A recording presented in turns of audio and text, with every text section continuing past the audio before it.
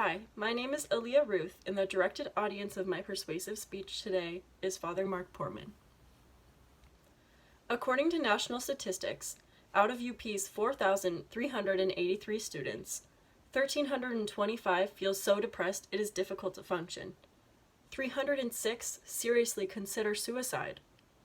101 have a suicidal plan. And 53 will attempt suicide this academic year. Rates of depression among college students are rampant. According to the National Institute of Mental Health, the most common mental illness is depression. The National Institute of Mental Health defines depression as a common but serious mood disorder. It causes severe symptoms that affect how you feel, think, and handle daily activities, such as sleeping, eating, and working. College is a time of transition and change. This is a common time for depression to emerge.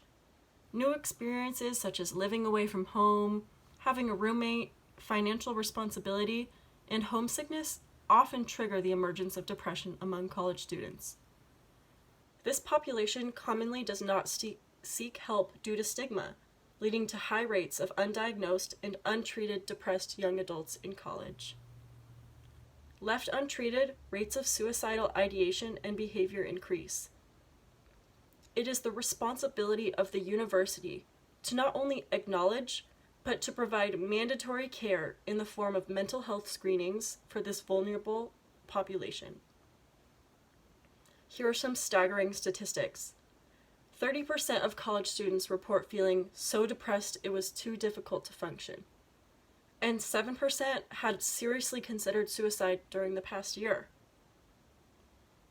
2.3% of undergrad college students have created a suicidal plan, and 1.2% attempt suicide. Most students are unaware of the mental health resources available to them on campus. Additionally, stigma reduces the likelihood of depressed college students to seek help. Currently, UP has two main programs to address this college epidemic. UP has a club called Active Minds. The club description on the UP website states, "The purpose of Active Minds is to increase awareness of mental health issues and to promote an environment without stigma on campus." Additionally, Active Minds seeks to foster a culture where all members of the community feel comfortable and listened to on topics of mental health. Active Minds leads discussions and events on campus to reduce the stigma of mental health. In addition, the University of Portland offers mental health counseling at the on-campus health center. The website states, quote, "Confidential mental health counseling is available at no cost to all students enrolled full-time at the University of Portland. We provide short-term counseling services for students experiencing a range of concerns," end quote. These interventions are a great start. However, there is a need for more. These interventions alone have not solved the problem. Although Active Minds is working to reduce the stigma of mental health on campus, stigma remains high. This is preventing students from seeking much-needed help from the health center. So, what can you do to help, Father Poorman?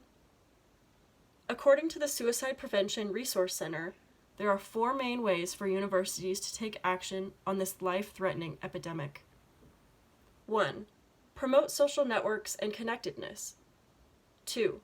Improve access to mental health services on and off campus. 3. Identify and assist students who may be at risk for suicide. 4. Be prepared to respond when a suicide death occurs.